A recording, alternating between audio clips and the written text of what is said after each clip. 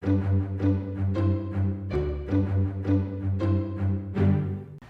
지역의 이슈와 현안을 토크로 풀어가는 시간 이슈 토크 진행의 정세윤입니다. 오늘도 제 곁에 안병환 기자 나와 계시는데요. 인사 나누겠습니다. 안녕하십니까? 네, 안녕하세요. 안병환입니다. 기자님 잘 지내셨나요? 모처럼 가을 날씨 선선해져서 참 재밌게 지내고 있습니다. 네, 이제 계절이 바뀌고 가을이 찾아온 것 같은데요. 오늘 그럼 저희가 나눠볼 주제는 어떤 걸까요? 아마 전북의 미래를 묻는다면 첫 번째로 대답하는 문제가 이 문제일 것 같은데요. 저 개인적으로도 매우 관심 있는 문제입니다. 교육 문제인데요. 저 개인적으로도 2명의 학생을 키우는 학부모이기도 하고 전북의 미래를 본다면 전북의 청년들이 전북을 탈출하는 전북 엑소더스라는 말이 생길 정도로 좀 문제가 심각한데 이거의 핵심은 교육과 양질의 일자리에 있다. 특히 이 교육 문제를 해결하지 못하면 청년들이 지역을 떠날 수밖에 없는 문제가 생긴다. 그래서 이 교육 문제에 대한 전북 교육의 미래를 어떻게 설계하는 게 좋을지에 대한 게 지역의 최대 관심사가 아닌가 이런 생각을 하고 있습니다. 자녀를 가지고 계시는 부모님들이라면 아마 공감을 하실 텐데요. 전북의 미래를 함께 논의해 볼 수 있는 전북 교육에 대해서 오늘은 짚어보도록 하겠습니다. 자, 오늘 이슈 토크에서는 담쟁이 교육포럼의 황호진 이사장님 모시고 이야기 나눠볼 텐데요. 곁에 나와 계십니다. 안녕하십니까? 네, 안녕하세요. 황호진입니다. 네, 먼저 시청자분들께도 인사 부탁드리겠습니다. 예, 안녕하세요. 전 전라북도 부교육감이고 현재 담쟁이 교육포럼 이사장을 맡고 있는 황호진입니다. 안녕하세요. 반갑습니다. 네. 우리 시청자분들과 함께 인사를 나누셨는데요. 지금 현재 담쟁이 교육포럼의 이사장으로 활동을 하고 계십니다. 담쟁이 교육포럼 어떤 곳인지 먼저 소개를 해주시면 좋을 것 같아요. 안병환 기자님께서 교육이 우리 지역의 가장 중요한 이슈라고 말씀하셨는데요. 사실 우리 전북 교육의 현황 또 문제점은 무엇인지를 분석하고 어떤 정책 대안을 제시하면서 실천 방법까지도 제시하고자 하는 그런 목적을 가지고 있는데요. 그래서 다른 시도의 그 우수한 사례도 분석하고 또 OECD 각국의 다양한 교육 정책과 성공 사례 등을 분석해서 우리 전라북도의 미래 교육 방향을 제시하고 교육 담론을 만들어내는 그런 역할을 하고 있습니다. 요즘 최근에 이사장님께서 교육 정책 간담회를 꾸준하게 개최하고 계신다던데 그런 교육 담론을 만들어가는 뭐 그거의 연장선이라 이렇게 생각하면 될까요? 예, 그렇습니다. 사실 좋은 정책은 현장에서 나온다고 합니다. 뭐 교육 정책도 예의는 아니죠. 물론 이제 제가 전라북도 부교육감을 4년 2개월 대한민국 정부 수립 이래 최장수 부교육감을 해서 사실 그 현장성과 전문성이 있다고 칭찬을 받기는 합니다만은 그래도 현장 속으로 들어가서 현장의 전문가들과 협의하는 과정에서 좋은 정책 대안이 나올 수 있다고 생각을 합니다. 그래서 그런 점에서 지속적으로 현장 간담회, 정책 간담회를 하고 있습니다. 근데 좀 주목할 점이 그 교육 정책 간담회 첫 번째 행보가 우리 특수교육 선생님들과의 간담회였어요. 특별히 이 특수교육 선생님들을 선택한 이유가 있을까요? 예, 첫 번째 일정이고 첫 번째 주제라서 상당히 고민이 많이 됐어요. 그런데 우리 전북교육에서 가장 취약한 지역이 어딘지 또 가장 소외받고 있는 영역이 어딘지 고민해 보니까 특수교육이 떠오르더라고요. 그래서 특수교육 현장으로 가장 먼저 갔습니다. 사실 우리 특수교육을 필요로 하는 대상자들이 갈수록 크게 늘어가고 있는 게 사실입니다.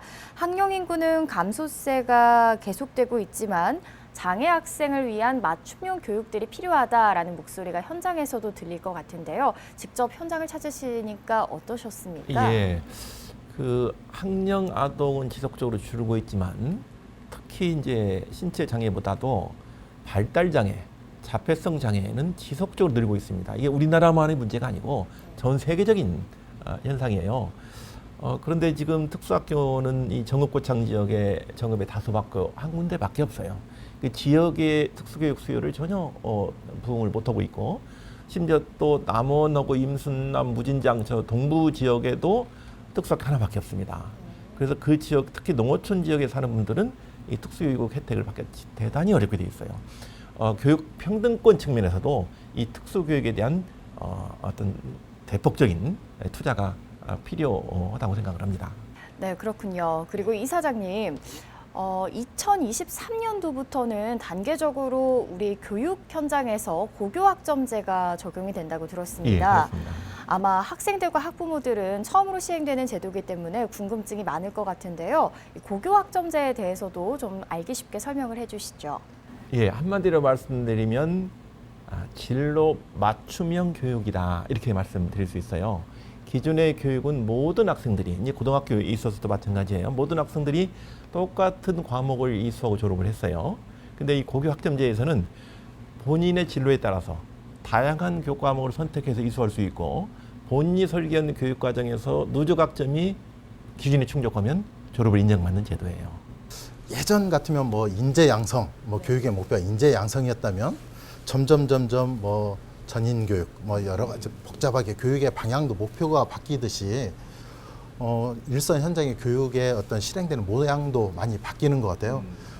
그것이 때로는 정치 논리로 진보적이냐 보수적인 정책이냐라는 논리도 나뉘지만 반면에 그걸 받아들이는 학생들이나 학부모 입장에서는 난 이렇게 준비했는데 또 바뀌어? 이렇게 얘기를 하더라고요.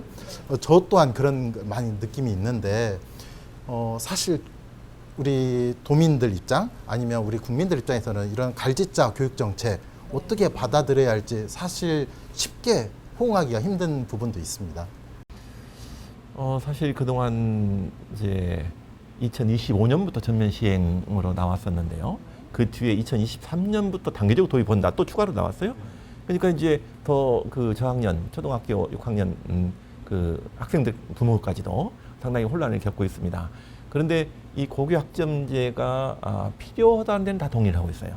다만 시행 시기나 준비 상태 등에 대해서는 문제를 제기하고 있는 것이죠. 그렇지만 이런 준비가 좀 덜 됐다고 해서 이걸 미루자라고 하기보다는 사실은 준비를 해가면서 전면적으로 도입을 추진하는 것이 필요하다 이렇게 봅니다.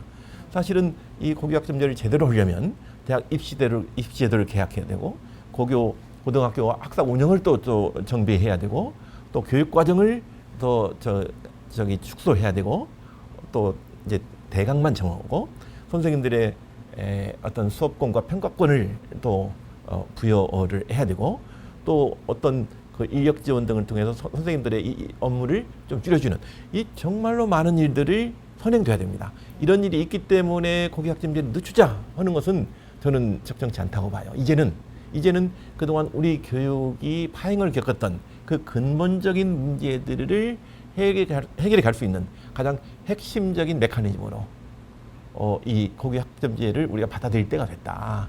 이런 생각을 가지고 있습니다. 이런 고교 학점제하고 또 하나 연계해서 좀 지역에서 또 다른 이슈가 있는데 이게 전북뿐만 아니라 전국의 농어촌 지역이 비슷한데 이 소규모 학교에 대한 통폐합 문제 이게 좀 화두가 되는 것 같아요. 어떻게 하면 적정 규모를 유지해야 효율성을 따질 수 있다. 아니다. 이 소규모 학교 다 없애다 보면 통폐합하다 보면 결국은 우리 아이들에게 또 교육권을 박탈하는 거다. 의견이 분분한데 전북도 마찬가지고 이 소규모 학교가 매우 많아요. 그래서 이사장님께서는 이 소규모 학교를 어떻게 하는 게 좋을지 어떤 방향을 어떻게 잡고 개인적 의견을 좀 들을 수 있을지. 이제 우리 전라북도의 초중고 총 학교 개수가 769개 교예요. 이 중에 60명 이하의 소규모 학교가 297개로 거의 40%가 됩니다. 근데 문제는 이런 학교를 경제 논리로 통폐합했을 때 그 지역이 황폐화되고 이걸 회복하는 데는 대단히 오랜 시간이 필요하다는 겁니다. 그래서 이걸 통폐합을 먼저 얘기하기보다는 창조적인 방법으로 이 학교를 살려낼 수 있는 방법은 없는지 고민해야 될 거로 생각이 들어요. 네. 그 현장에도 좀 다녀오셨죠? 예, 그렇습니다. 네, 예. 정책 간담회 세 번째로 선택했던 곳이 또 작은 학교 예, 아니었습니까? 예. 지난해 장승 초등학교였습니다. 네, 예. 현장에서는 어떤 이야기들이 좀 오가던가요? 장승 초등학교는 당시에 폐교 대상이었습니다. 그 당시 6학년이 6명이었고 이 학생들이 졸업을 하면 학교가 7명밖에 남질 않아요. 당연히 폐교 대상이죠.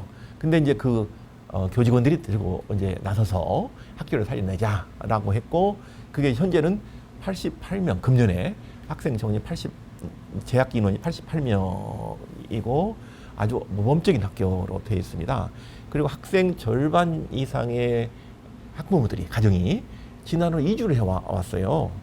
그래서 지금은 2주 해올 부지가 없는 정도고 전주에서 통학하고자 해도 통학버스의 그 자녀 좌석이 없어서 못 오고 있는 그런 형편입니다. 어쨌든 이렇게 그 지역이 인구가 줄어서 학생 수가 줄던 회계 대상이던 학교가 살아나니까 지역의 인구가 유입이 되고 동네가 살아난 거예요. 정말 놀라운 일이죠. 그런 일들이 이 정읍 지역에서도 또는 이 다른 그 읍면 시군 지역에서도 불가능한 일은 아니라고 봅니다. 그러니까 이사장님 말씀해 주신 것처럼 학교가 역으로 지역을 살리는 역할도 할 수 그렇죠. 있는데 바로 그겁니다. 제가 보기에는 또 한 가지 여기에 또 맹점이 숨어 있는데요. 이 작은 학교 살리기의 핵심에 또 하나는 말씀에도 있었는데 교직원들의 열정, 참여자들의 예. 참여 주체들의 열정이 필요해요. 그렇습니다. 열정은 규정이 아니고 예, 사업이 예, 아니에요. 예, 예, 이게. 예. 그러다 보니까 이 작은 학교 살리게 하자 전체를 모든 교직원 이렇게 한다고 했을 때 과연 교직원들의 준비 정도나 내용이 됐을까라고 보면 아니라고 생각하는 사람들도 많이 있거든요. 굉장히 중요한 지적이세요. 네. 가장 핵심적인 이슈입니다. 네. 사실은 아까 교직원들의 열정을 말씀하셨지만 상당한 수준의 전문성과 더 중요한 것은 헌신과 희생입니다. 네. 그것을 일반 다른 작은 학교의 교직원한테 그걸 요구할 수 있겠느냐, 그런 준비가 돼 있느냐, 이런 문제 말씀이시잖아요. 그걸 이끌어내야 됩니다. 어떤 노력들을 교직원들을 그럼 해야 될까요? 일단 학교 시설 개선부터 해서 가장 더 중요한 것은 교육과정 개편입니다. 아이들이 교과서에 있는 죽어 있는 지식만 예전 방식으로 이렇게 그 전달받는 것이 아니고 이것을 살아있는 지식으로 전환해서 아이들이 재밌게 학습하면서 살아있는 지식을 내면화시킬 수 있다면 그게 이제 핵심인데, 그럼과 동시에 그 지역의 인근 도시 지역에도 가서 홍보 활동도 하고 지역 주민들도 설득하고 하는 많은 노력들이 필요해요. 가장 중요한 것은 아까 선생님들의 희생과 열정이 필요하지만 동시에 그 핵심에는 교육 과정의 이제 어떤 개편과 어떤 살아있는 교육으로 전환하는 게 가장 중요하다 말씀드립니다. 학교를 좀 살릴 수 있는 방안에 대해서 학생들과 교사들이 함께 고민해 볼 수 있는 방향들을 이야기를 해 주셨는데요. 이번에는 이 마이스터고나 특성화고와 관련된 이야기로 한번 넘어가 보면 어떨까 싶습니다. 최근 정책 간담회에서 특수한 목적을 가진 교육기관인 마이스터고나 특성화고의 활성화 방안을 지역 사업과도 연계해서 추진을 해야 된다, 이런 말씀을 하셨는데요. 이 부분은 어떻게 해석을 해야 할까요? 요즘 고등학교, 대학 졸업생들이 취업이 어렵다고 아우성해요. 근데 또 지역 산업체에서는 필요한 인재를 구할 수 없다라고 해서 또 아우성입니다. 그래서 지역에 이제 창업이 돼도 사실은 본사만 여기 있고 연구소나 생산 공장은 수도권에 있는 경우가 꽤 있어요. 대단히 기형적인 이 지역 산업 생태계가 붕괴되어 있는 거 아니냐 하는 그 의구심도 가질 정도의 상태입니다.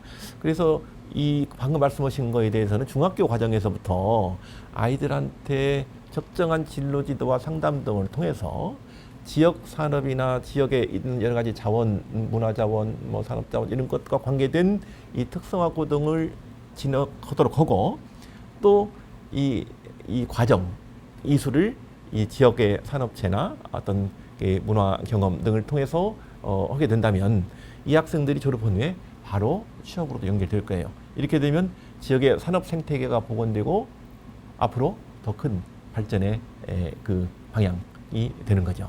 말씀드린 것처럼 교육과 일자리는 상당히 밀접하게 되어 있는데 또 하나 이 학생들이 바라보는 일자리의 눈높이와 산업체에서 바라보는 어떤 인력의 전문 인력의 눈높이가 많이 다르더라. 이 부분이 교육 분야에서 좀 많이 해소해 줄 수 있는 방안을 세운다면 산업과 교육을 같이 좀 양존할 수 있지 않을까, 이런 생각도 해봅니다. 특성화고 졸업생들이 대부분 대기업을 선호해요. 근데 대기업에 가면 월급쟁이로 시작해서 월급쟁이로 끝날 가능성이 굉장히 큽니다. 다만 견실한 중견기업에 가면 당초에 기획 단계에서부터 제품 생산, 마케팅까지 모든 걸 다 경험할 수 있어요. 이 아이들은 어느 순간에 본인이 중소기업 사장이 돼 있어요. 그렇게 볼 때 꼭 대기업만 고집할 것이냐, 아니면 지역에 있는 중견, 중소기업으로 가도 될 것이냐라는 것은 굉장히 신중하게 판단해야 되고 여기에 대해서도 어떤 진로와 관련된 직업 상담과 관련된 많은 노력들이 경주돼야 될 걸로 봅니다. 교육 정책에도 뭐 교육 정책이 앞으로 어떻게 발전해야 한다. 뭐 진보적으로 뭐 세상은 진보가 되어야 앞으로 나가야 되겠지만 개인적으로 이사장님께서 교육 정책의 방향이 이렇게 갔으면 하는 이런 이것만큼은 꼭 이루어져야 한다라고 생각하시는 게 있다면 어떤 게 있을까? 상당히 사실은 오늘 제가 개인적으로 가장 궁금한 질문은 이거였습니다. 이제 이거는 굉장히 신중하게 봐야 됩니다. 각기 자기 입장에서 한 가지만 얘기를 해요. 근데 저는 이제 두 가지를 균형을 맞춰서 말씀드리겠습니다. 사실 국가 지도자가 되거나 또는 전문직에 종사하고자 하는 아이들은 학업에 대한 열정이 대단해요. 그런 아이들은 그 학업 성취도를 달성할 수 있게끔 도와주는 그런 좋은 학교가 필요합니다. 명문 학교가 필요해요. 근데 사실은 그 학생들의 비중은 많지가 않아요. 그럼 나머지 대부분의 학생들은 본인은 누구나 다 재능을 가지고 태어납니다. 그 재능을 개발해서 그 분야에 취업해서 사실은 자기 재능을 꽃피울 수 있는 그런 제도적인 그 어떤 학교가 운영이 돼야 됩니다. 그 아까 말씀 나눈 고교학점제가 바로 그런 점에서 상당히 의미가 있는데요. 이제 그런 것들이 가능할 수 있게끔 지역 자원과 연관된 맞춤형 교육도 필요하다. 그래서 정말 본인이 원하는 그 이제 지도자나 전문직이 되기 위한 그런 좋은 학교, 명문 학교도 필요하고 동시에 모든 아이들의 재능을 꽃피울 수 있는 지역 자원과 연계된 맞춤형 교육도 동시에 필요하다. 이렇게 말씀드리겠습니다. 요즘 우스갯소리로 그렇게 되면 정말로 개천에서도 용이 날까요? 요즘은 개천에서는 미꾸라지만 산다라고 네. 하는데 그것은 그 말씀은 사실 교육 체제가 붕괴돼서 그렇습니다. 이 교육 체제가 복원된다면 개천에서 용 날 수가 얼마든지 있는 것이죠. 근데 지금 그 시스템이 무너지고 단순히 교육 체제가 기존 교육 방식에 머무르고 거기서 경쟁해서 살아남기 위한 방식이 소위 서울, 강남 아이들이 유력이 돼 있기 때문에 그래요. 근데 이것을 전혀 다른 시각으로 접근해서 우리 정읍에서도 정말 우리 대한민국의 지도자가 탄생할 수 있는 거고 정읍에서 초중고로 나온 학생들도 얼마든지 가능하고 각기 다른 여러 가지 재능을 꽃피워서 정읍에서 그 어떤 장인이 정말 전국에서 주문을 소화하지 못할 만큼 많은 주문을 받을 수 있고 그런 가능성은 얼마든지 있습니다. 다만 그걸 정말 진지한 그 관심을 가지고 얼마나 실천적으로 노력하느냐 그 역량이 얼마나 되느냐에 따라 달릴 겁니다. 우리 전라북도 교육은 정읍교육은 충분히 가능하다고 생각합니다. 추후에 또 우리 교육 현장에서 함께 이야기를 나눠보고 싶은 부분이 있다면 꼭 한 가지만 꼽아야 된다면 어떤 부분을 꼽으시겠습니까? 제가 어제는 완주 고산에 있는 고산향 교육 공동체를 다녀왔어요. 정말 이제 교육이 학교만이 주체가 아니고 지역사회도 주체가 될 수 있다는 그런 생각을 가지게 되었습니다. 그런데 동시에 학교의 중요성은 아무리 강조해도 지나치지 않아요. 학교 사교육이 아닌 학교의 공교육을 통해서 아이들이 정말 높은 학업 성취도를 보이고 본인이 원하는 대학 학과에 진학할 수 있는 이런 교육이 이루어지는 곳도 가봐야 됩니다. 그런 교육이 가능하게끔 해야 됩니다. 그래서 이제 그런 걸 포함해서 아까 말씀드린 그 특성화고 마이스터고 또 교육 자치 그런 기구들 이제 굉장히 고루고루 방문을 계획으로 되어 있습니다. 네, 어느 한 곳에 치우치지 않고 다양한 교육 현장에서 또 교육 학부모들 그리고 학생들의 이야기를 들으려고 하는 모습들이 참 인상 깊은 것 같습니다. 자, 어느새 이야기를 슬슬 마무리 지어야 될 시간이 된 것 같은데요. 오늘 녹화 함께 해보시니까 어떠셨는지요? 예. 역시 오늘 이 자리를 통해서 많은 이 지역민들이 관심을 가지고 있는 이슈가 정리가 되는 것 같고 아까 우리 그 안병옥 기자님께서 말씀하신 이 전북 지역 엑소더스 그 핵심은 일자리와 교육이다.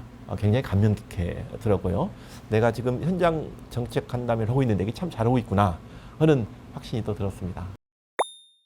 자, 교육 정책은 씨앗을 뿌리는 것과 같다고 하는데요. 앞으로 우리 전북 교육의 질적 향상을 위해서 더 많은 노력해 주시기를 부탁드리도록 하겠습니다. 오늘 이슈 토크 안병환 기자와 함께했고요. 네, 황호진 이사장님과 함께했습니다. 함께해 주신 여러분 고맙습니다.